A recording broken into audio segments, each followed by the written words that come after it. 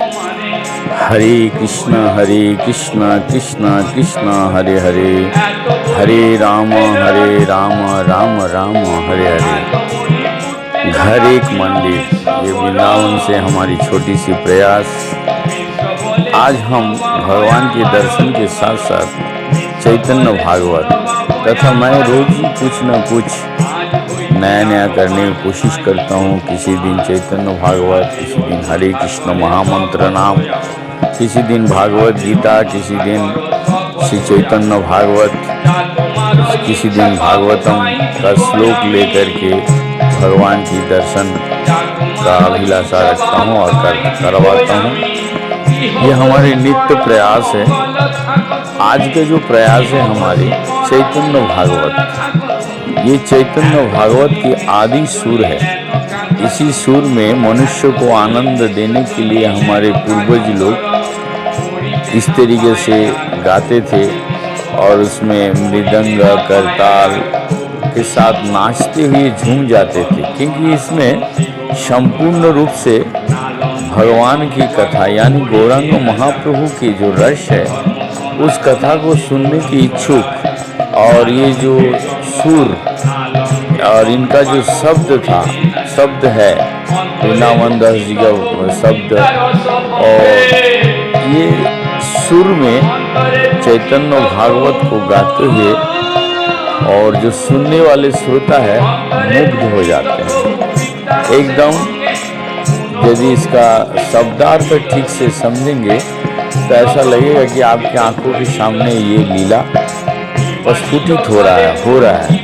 ये चैतन्य भागवत का जो रस है उस रस में हमारे आचार्य लोग यही आस्वादन करते हैं, यही आस्वादन उनको मिलता है। और उनको जैसे आस्वादन मिला यानी कि टेस्ट मिला, उस आस्वादन को वैष्णव परंपरा में भी वो एज ए डिस्ट्रीब्यूट करने के लिए चाहते भी हैं।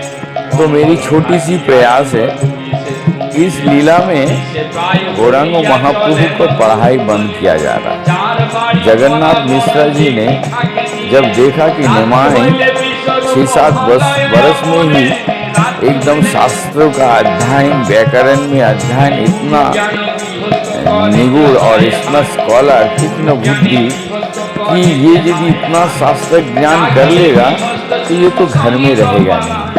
इसीलिए जगन्नाथ मिश्रा और सची माता डर गई।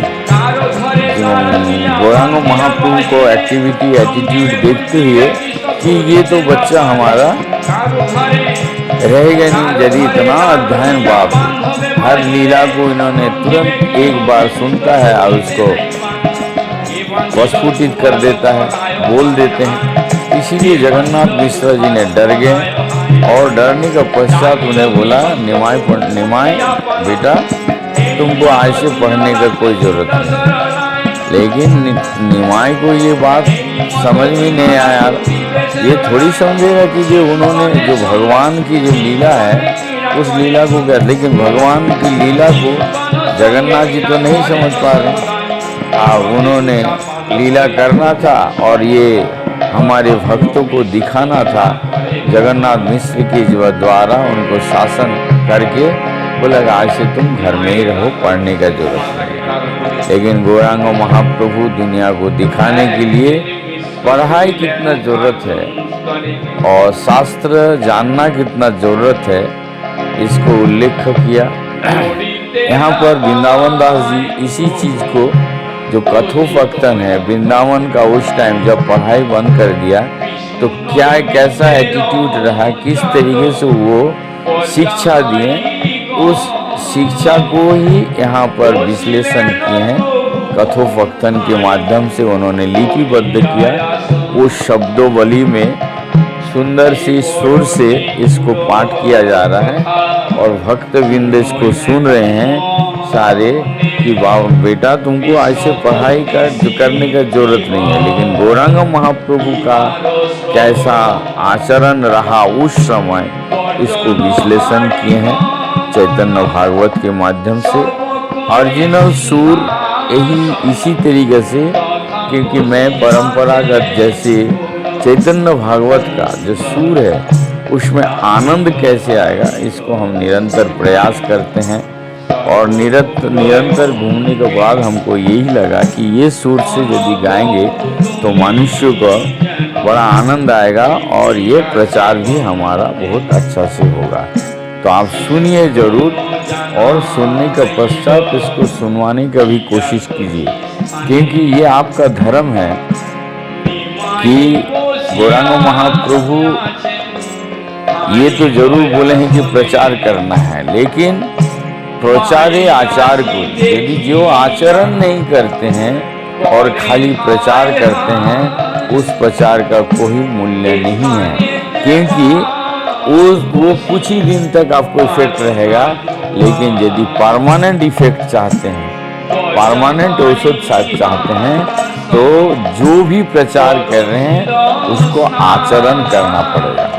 वो आचरण करके ही तभी तो शिक्षा दे सकते हैं। और खाली एक यदि गुरुजी खाली शिक्षा ही देंगे और वो आचरण नहीं करेंगे, तो वो शिक्षा ज़्यादा दिन तक सुनने में तो बहुत सुंदर लगेगा, अच्छा लगेगा, क्योंकि करंट अफेयर्स का स्टूडेंट है और वो स्टूडेंट नए नए टेक्नोलॉजी, नए नए टेक्निक से किस तरीके से मनुष्य तुरंत उनके छत्र छाया में, उनके प्रलोभन में आ जाते हैं, ये आज समाज में चल रहा है।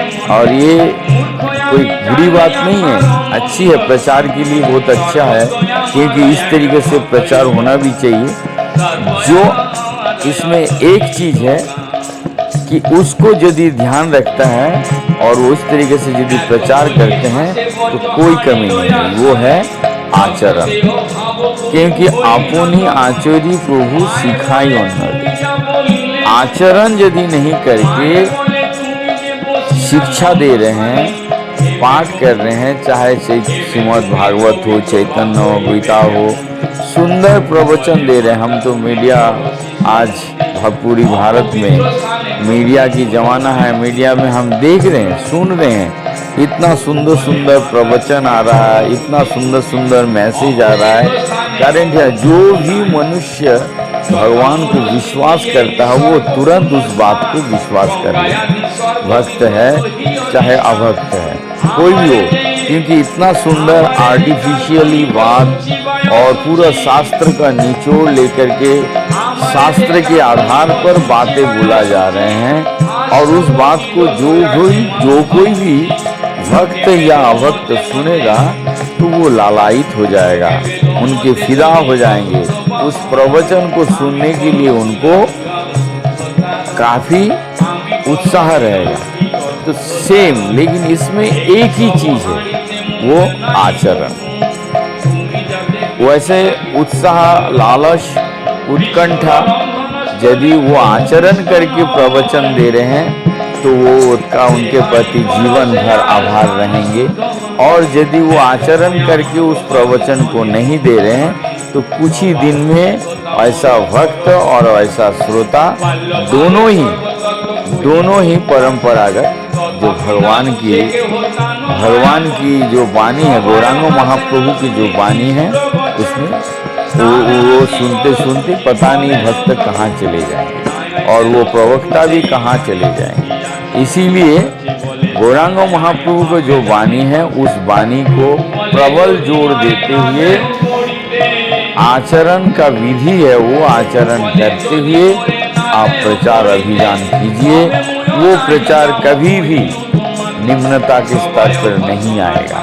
ये गौरांग महाप्रभु, नित्यानंद महाप्रभु, श्री नामाचार्य श्री हरिदास ठाकुर जी जिस तरीके से शिक्षा दिए हैं, उस शिक्षा को यदि कोई अवलंबन करता है तो 100% आपको प्रचार अभियान में पीछे मुड़ के देखना नहीं पड़ेगा। और ऐसे भी पूरा विश्व में आज प्लावित हो रहा है हरे कृष्ण महामंत्र से, लेकिन उसमें भी हरे कृष्ण महामंत्र तो 100% ये प्लावित हो रहा है, प्रचार हो रहा है, लेकिन उस तरीका का भक्त तैयार नहीं हो रहा जो भक्त होना चाहिए अकॉर्डिंग टू शास्त्र, अकॉर्डिंग टू हमारे गोस्वामी लोग जिस तरीके से उन्होंने वाणियों को, रूप गोस्वामी, सनातन गोस्वामी को प्रचार करने के लिए, जैसे जीव गोस्वामी सारे ग्रंथ को इकट्ठा करके और वो श्रीनिवास आचार्य के हाथ में ये प्रचार के लिए दिए थे।